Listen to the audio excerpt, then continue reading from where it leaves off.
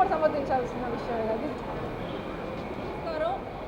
Telugu Desam party యొక్క మహానాడు కార్యక్రమము నిన్న ఈరోజు కూడా హైబ్రిడ్ మోడల్లో మంగళగిరిలో జరుగుతోంది.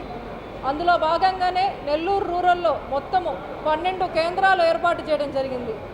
నేను నిన్న ఈరోజు కూడా ప్రతి కేంద్రానికి వెళ్ళి పర్సనలీ విజిట్ చేశాను. కార్యకర్తల్ని, నాయకుల్ని అందరినీ కూడా కలుసుకోవడం జరిగింది. చాలా సంతోషంగా ఉంది. కార్యకర్తలు, నాయకులు అందరూ కూడా ఎంతో ఉత్సాహంతో ఉన్నారు.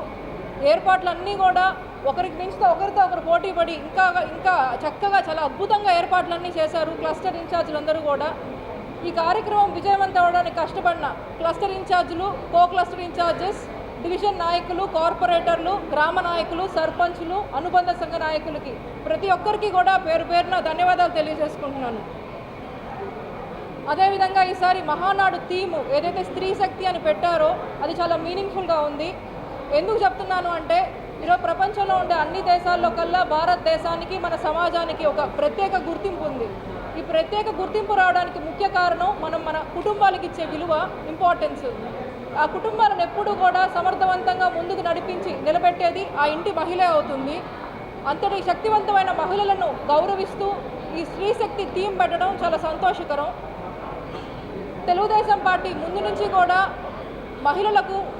మహిళా సాధికారత కొరకు ఎన్నో కీలక నిర్ణయాలు తీసుకున్న పార్టీ.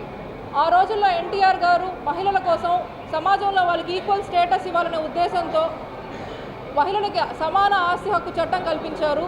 అదేవిధంగా పద్మావతి మహిళా విశ్వవిద్యాలయం స్థాపించారు.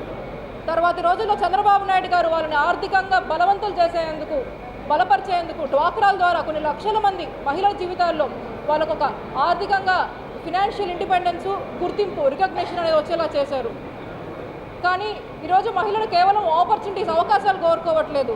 వాళ్ళకు ఒక రెస్పెక్ట్, ఆ రికగ్నిషను, గౌరవం, గుర్తింపు రెండు కూడా కోరుకుంటున్నారు. మారుతున్న కాలానికి అనుగుణంగా నారా లోకేష్ గారు పలుసార్లు పిలిపించారు పలు వేదికల మీద. ఈ జెండర్ బేస్డ్ డిస్క్రిమినేషన్ అనేది తగ్గాలి, మన ఆలోచన విధానం మారాలి, అప్పుడే సమాజంలో మహిళలపైన దాడులు తగ్గుతాయని చెప్పారు. ఈరోజు ఒక అడుగు ముందుకేసి నారా లోకేష్ గారు నిన్నటి రోజు వారి ప్రసంగంలో ఒక తీర్మానం చెప్పెట్టారు. 2029 ఎన్నికల్లోపు కేంద్రంలో మహిళా బిల్లు పాస్ అయినా అవ్వకపోయినా తెలుగుదేశం పార్టీ 33% సీట్లు మహిళలకు కేటాయిస్తుంది అని చెప్పి పేర్కొన్నారు. దీని నుంచి మనకు ఒక విషయం స్పష్టంగా అర్థమైంది.